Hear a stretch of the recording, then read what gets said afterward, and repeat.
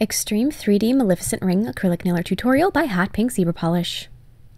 Hi everyone, in today's video I'm going to be showing you this really cool Maleficent ring it's basically just like the front of her hairline, so that little point, and then her horns going up.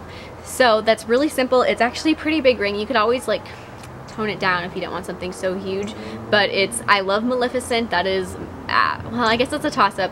For Disney villains, I like Maleficent, Cruella, and Ursula. Those are like the top three. So Maleficent, though, definitely near the top.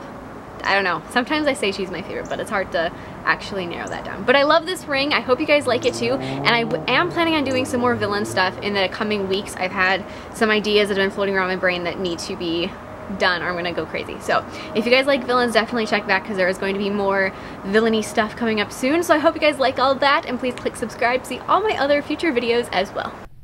So to begin with, I'm going to be showing you the powder that I'm using for the little holographic chrome bits that are on her horns, those little spirals. So this is from Beauty Big Bang, and it is a holographic chrome powder that is actually pretty nice. It's a very, very fine powder. For the most part, when I find that a holographic powder needs to have, like I cure my top coat 15 seconds for a no wipe, and then it applies really well. For this, you can cure it all the way and it applies beautifully. It's more like a chrome as far as application goes and less holographic, so that's really nice. And it applied really, really well. So I'm happy with it. And it doesn't have any color to it at all. So I know I've got one that's it's like a blue holochrome. So this one is just clear. So to do the ring, I have a ring sizer that I have a nail form backing wrapped around and taped in place. And then I cut off a piece of jewelry wire, just round, plain, standard jewelry wire. I'm going to start bending it into the shape of the horns. Now don't mind the glove, it kind of gets in the way, but just kind of start working on it. It takes a lot of manipulation of the wire. This is a very time consuming portion of this little project because, you know, you may want to use some tools to bend the wire because as you're bending the spirals going up, some of your previous little adjustments are probably going to get undone. Jewelry wire is relatively pliable, it bends really easy, which makes it good for doing these things, but it also unbends really easy. So until you start getting the acrylic on there, your wire is gonna possibly adjust on you before you're ready for it. But once you have your horns in the shape that you like, go ahead and trim off the excess and try to trim it at an angle, which can be difficult a little bit, getting the angle on there so that they come to a little bit of a point. So kind of work your little pliers in there. And like I said, it kind of was hard to get that one angle on there because I didn't want to, the other side of her horns were in the way, but once you get it figured out, then you're good. Put that back on the jewelry sizer, make sure it fits really well. You can also try it on your finger too at this point to see how that fits on there. And then I'm going to start building up all of the acrylic that's on this ring. So the first thing I did is the base of it. So I'm attaching those two pieces of wire together basically before they loosen because like I said, jewelry wire is it's soft. So this ring kind of gets a little bit bigger as it's sitting on there before you start applying the acrylic. So you might have to take it off and pinch it tighter and then put it back on and make sure it fits still.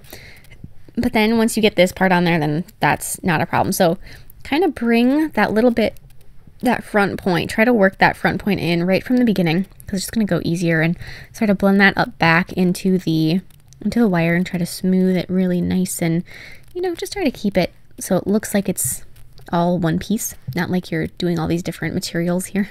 And so then after you have that just started, then you can go ahead and start building up the horns. Now to do this, you want the horns to be the thickest at the base where right at where your finger is going to be, and then progressively thin as they reach the top where it should come to a point. If you were to do it like Maleficent's actual horns are, they come to a really nice little skinny point. However, I decided not to make mine as sharp of a point as hers are actually because I figured that might be a little bit dangerous. So I made mine a little bit rounder than hers actually are. That being said, you do still need to have that progressive thinning, so it looks like, you know, they just kind of flow up some. So really build up the base of these. So I did that in a couple different steps. So I first added a little bit of a little build up at the base. And then I'm going to actually work from the tip of the horn going down. So I added a little bit of acrylic over the top. Now you want to have acrylic over all of your metal, or try to. If you don't, the gel polish later will clear that up. But you want to try to get as much on there as you can just to have a little bit of a layer on it, because if you don't, there's a chance your wire might bend on you again. So make sure you've got a nice layer of acrylic over the top of your entire curly Q for each horn. And if you don't have acrylic over the entire thing, there's also I don't really think it would happen, but there's also a chance that the acrylic might crack or break off. So, the more acrylic that you have on there, the stronger these are going to be. but you also don't want it to be too much acrylic that it looks clunky. So it's kind of a balance that you have to work with.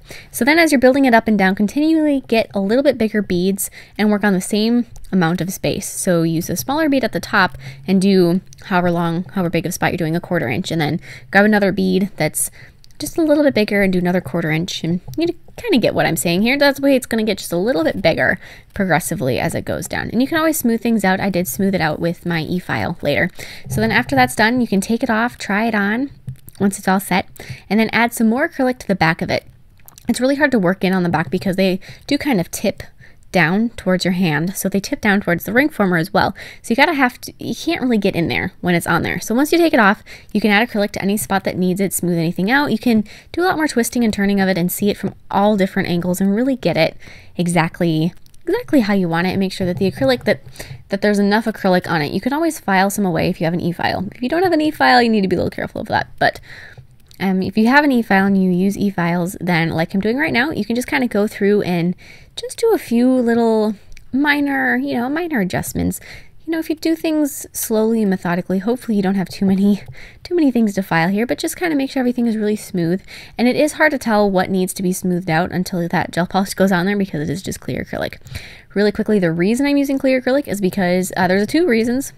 One, because it is the strongest kind of acrylic, so it's going to provide the best base for your ring to be. It's just going to have there's no pigment or glitter or anything getting in the way of the pigments interlocking. So that's one reason to use clear acrylic versus using black acrylic from the beginning and then just adding the chrome. And another reason to use clear acrylic is because for me, it is much easier to work with. So black acrylic is fine, and I do use black acrylics all the time, but clear acrylic just works easier. It's just a better consistency. It doesn't get in your brush as bad. It doesn't make your monomer all gross. So it's just better to use clear and then paint it with black gel polish. So that's what I'm doing now. After I remove the dust from the e-file, I'm just going to take and paint my horns with black gel polish. When you have your horns then in your lamp, and try to get a nice smooth line where it goes from horn to wire. But when you have your when you have this in the lamp to cure it, make sure that you kind of just turn the ring back and forth so that you are curing both the front and the back. Otherwise, you're going to have to cure it once facing one direction and then spin it around and cure it again in the other direction. The other thing is, in some of my other videos, I have painted the wire with gel polish, which you can do. It sticks really, really well. If you're going to do that, you need to size your ring up one size. So for me, I made my ring a 6, and if I want it to fit as a 6, then you need to make your ring a 7 if you're going to be painting all the wire black. So now I'm going to be applying a layer of matte gel top coat. I highly recommend using a matte gel top coat that does not have a tacky layer. And the only one I've used that is like that is Koopa's, which is the one that I'm using. And I think theirs is the best matte top coat. That's just kind of a side note. It is gorgeous. The matte stays the entire time. Sometimes matte top coat kind of wears off. This doesn't. So if you are looking for a matte gel top coat, I highly recommend theirs. So now I'm using just a regular glossy no wipe top coat. Again, no wipe. And I'm going to be just very carefully painting on my little stripes. So I started out with the one that is kind of like where if she had her hair parted in the middle and these were hair, not horns, but that one that just kind of goes straight down the center of her head and then down the point. So I started with that one, and I'm using a very teeny tiny brush and just little bits of gel polish at a time. And I'm going to go and I'm going back and forth and just painting these little circles around the horns. So it's really hard to see because it's black on black, I know, but you just want to do these little thin curly cues going around. And it's not a spiral that goes up the horn. It's actually rings that go around it. So it's just circles that you paint going up progressively. I looked at so many photos of Maleficent before I did this to get different angles and to get really good pictures of her little headdress. So I actually thought it was spirals before I started this. I thought it was like a continual spiral that just went up her horn, or each of her horns, but it isn't. So I made sure that I did that as it should be. So I kind of went back and forth and matched it from side to side, and then I decided it'd be easier just to do one horn at a time and kind of go back. But as you can see, there's a lot of twisting and turning and flipping over these around as you're painting these, because it's hard. I mean, you want to try to get them to line up really nicely, so you have to look at it from several angles as you're painting these little bits. So just keep working on that and know it's kind of a process. And this was painting these little curly cues, I would say, is probably the most time consuming part of this design. It's not difficult. It's not that, I mean, it's just kind of tedious. But once you get done with this, it is so gorgeous and so much fun. It's just so pretty. So after you have those, then you're going to do the same thing. You're going to cure that in your lamp and do the same spinning process. So you're just going to, as you have it in there, just hold it and then kind of wait a couple seconds and then turn to the other side and just kind of flip it back and forth to get the color on there properly.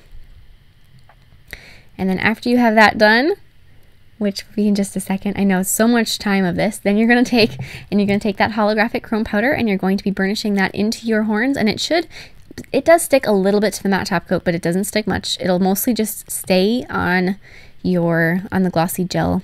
So once you have that on there, you can just do that. Otherwise, you could leave it just black and glossy because that looked amazing as well. So you have choices here, but I mean, you can't ever go wrong with holographic. So once you have that done, then apply a layer of gel sealer over the top of the whole thing. And this is going to be the same process when it's curing. Flip it back and forth to make sure that it's going to be all cured. And I actually did a double cure with the top one just to make sure that it is fully cured in all nooks and crannies and all over the place. And then that is it. It is all done. I love this ring. This is something I've been thinking of making for so long. I don't even know where I got the idea, but I just think it's so cool and I enjoyed it so much. So I hope you guys like it too, and please share any recreations with me on Facebook or Instagram. I would love to see them, and I will see you in my next video. Bye!